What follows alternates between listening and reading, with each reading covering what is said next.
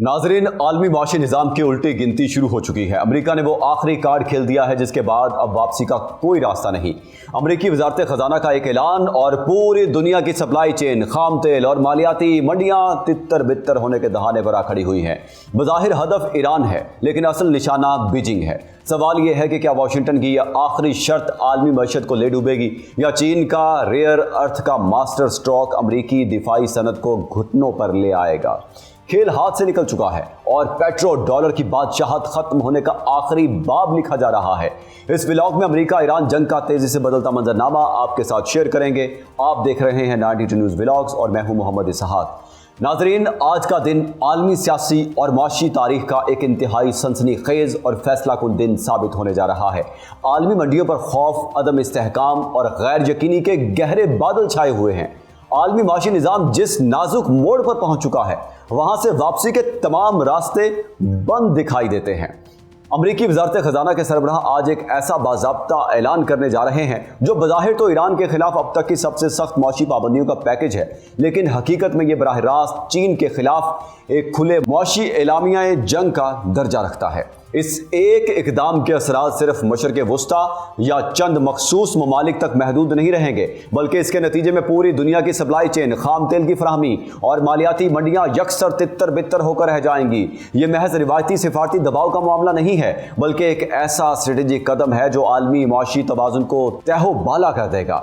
इस मौशी झटके के नतीजे में आलमी मंडी में सोने की कीमतें हर किस्म के कंट्रोल से बाहर होकर नई बुलंदियों को छूने लगेंगी, क्योंकि दुनिया भर के सरमायाकार अपने सरमाए को महफूज बनाने के लिए कागजी करेंसी और बॉन्ड से निकलकर सोने की तरफ भागेंगे।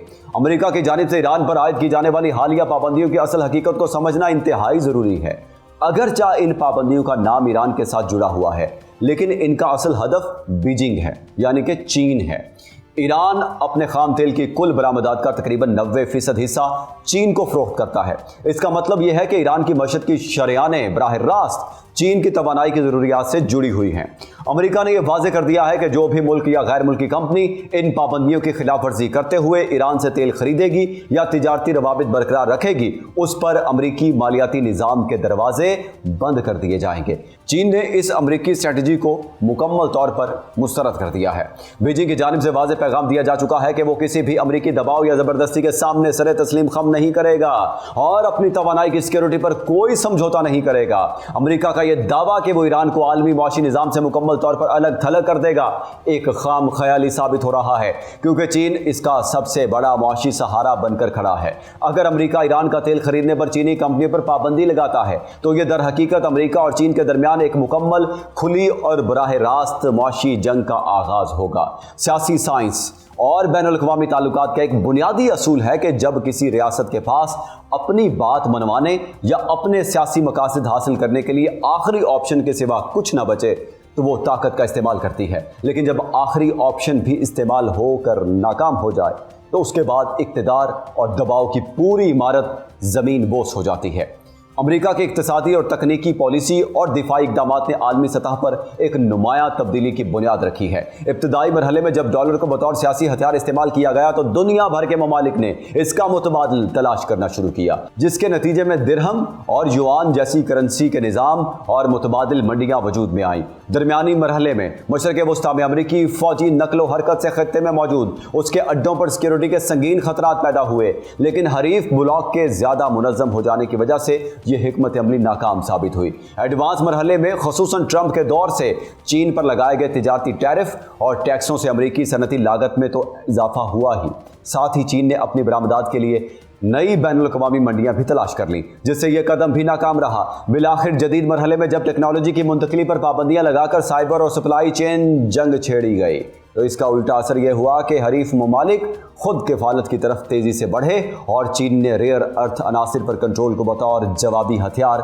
इस्तेमाल करके अमरीकी सनतों के लिए शदीद खतरात पैदा कर दिए हैं। अमरीका ने ईरान के खिलाफ माशी पाबंदियां, फौजी दबाव और सिफारती तन्हाई जैसे तमाम तर गुर आजमा लिए हैं। जब अमरीका जंग और मारपीट के तमाम हरबे इस्तेमाल करने के बावजूद ईरान को अपने सामने नहीं झुका सका, बल्कि उल्टा ईरान ने इलाकाई सतह पर अपनी ताकत में इजाफा कर लिया, तो अब मजीद पाबंदियों की धमकी का क्या असर होगा? अगर अमेरिका ईरान जैसे निस्बतन छोटे मुल्क से जंग करके अपनी शराइत नहीं मनवा सका, तो क्या वो चीन जैसी आलमी माशी और अस्करी ताकत को जंग या पाबंदियों से डरा सकता है? ये सवाल अमेरिका की खारिजा पॉलिसी के खोखलेपन को बेनकाब करता है। अगर ये माशी टकराव मजीद बढ़ता है तो इसके नतीजे में जो तबाही आएगी उसका सबसे बड़ा मरकज बहरी तिजारती रास्ते और खाम माल की फराहमी होंगे। ईरान ने वाज़ेह इशारा दिया है कि अगर उसके तेल की बरामदात को सिफर करने की कोशिश की गई तो वो आलमी तेल की नकलो हमल के सबसे अहम रास्ते आबना हुर्मुज को ब्लॉक कर देगा। दुनिया के कुल खाम तेल का एक बड़ा हिस्सा इस तंग समुद्री रास्ते से गुजरता है। अगर ये रास्ता बंद होता है या बहरे अहमर में जहाज रानी मुतासर होती है, खाम तेल की कीमतें फी बैरल नाकाबिले तसव्वुर हद तक बढ़ जाएंगी। दुनिया भर में ईंधन का बहरान पैदा होगा और अफराते ज़र की एक नई लहर आएगी। यूरोप और एशिया की सनती पैदावार शदीद मुतासर होगी। अमेरिका चीन पर जितना भी टैक्स या टैरिफ लगा ले, इसका एक ऐसा इलाज चीन के पास मौजूद है जिसका अमेरिकी मईशत के पास कोई जवाब नहीं है। दुनिया में इस्तेमाल होने वाली 80% से ज्यादा रेयर अर्थ मेटल्स की प्रोसेसिंग पर चीन का यकतरफा कब्जा है। नाजरीन, अमरीकी इक्तिसादी और तकनीकी पॉलिसी और दिफाई इक़दामात ने न सिर्फ आलमी इक्तिसादी और अस्करी ढांचे पर गहरे असरात मुरतब किए हैं, बल्कि अमरीकी सनती और दिफाई सलाहियतों को भी शदीद खतरात से दोचार कर दिया है। एक तरफ तिजारती टैरिफ और टैक्सों के बायस अमरीकी सनती लागत में इजाफा हुआ है, जबकि दूसरी तरफ टेक्नोलॉजी की मुंतकली पर पाबंदियों से छेड़ी गई साइबर और सप्लाई चेन की इस जंग के उल्टे नताइज सामने आए, जिनके नतीजे में हरीफ ममालिक तेजी से खुद किफालत की तरफ बढ़े और चीन ने अपनी बरामदात के लिए नई बैनुल अक़वामी मंडियां तलाश कर ली। इस तमाम सूरत हाल में सबसे बड़ा खतरा चीन का रेयर अर्थ की सप्लाई और प्रोसेसिंग पर कंट्रोल है, क्योंकि यही नायाब मादनियात F-35 जैसे जदीद तरीन अमरीकी fighter jets, smart guided missiles, high tech electronics, chips, smartphones और इलेक्ट्रिक गाड़ियों की बैटरियों से लेकर ग्रीन एनर्जी की तमाम जदीद तरीन तकनीकी और दिफाई सनतों की बुनियादी ज़रूरत है। यूँ टेक्नोलॉजी पाबंदियों के जवाब में चीन की जानिब से इन नायाब मादनियात का बतौर जवाबी हथियार इस्तेमाल अमरीकी दिफाई और तकनीकी सनत के लिए एक संगीन और गैर मुतवक्के बहरान बन चुका है। नाजरीन, अगर चीन ने जवाबन अमेरिका को इन नायाब मादनियात की बरामद पर मुकम्मल पाबंदी लगा दी तो अमरीकी दिफाई सनत के पास नए मिसाइलों और जदीद हथियारों की पैदावार के लिए खाम माल खत्म हो जाएगा। पहले ही अमरीकी हथियारों के ज़खायर में कमी की इतलात हैं। ऐसी सूरत में एक साल के अंदर अंदर अमेरिका की हाई टेक सनती दौड़ में चीन के मुकाबले में पिछाड़े जाने का बड़ा इम्कान है। अमरीकी पॉलिसियों के मनफी असरात अब उसके अपने इत्तेहादियों के लिए नाकाबिले बर्दाश्त होते जा रहे हैं। अमरीका खलीजी ममालिक पर दबाव डाल रहा है कि वो ईरान का साथ न दें और अपने मालियाती और बैंकिंग सिस्टम को ईरान के लिए बंद रखें। अमरीकी यकतरफा माशी पाबंदियों ने न सिर्फ आलमी इक्तिसादी ढांचे को मुतासर किया है, बल्कि यूरोप के लिए भी शदीद मुश्किलात पैदा कर दी हैं। इन पाबंदियों के नतीजे में यूरोप को संगीन ईंधन और एनर्जी बहरान का सामना करना पड़ा है, जिसके बायस वहां मौशी मंदी और अदम इस्तेहकाम पैदा हुआ है और यूरोपीय ममालिक में अमरीकी पॉलिसियों से मुकम्मल लाताल्लुकी का रुझान बढ़ रहा है।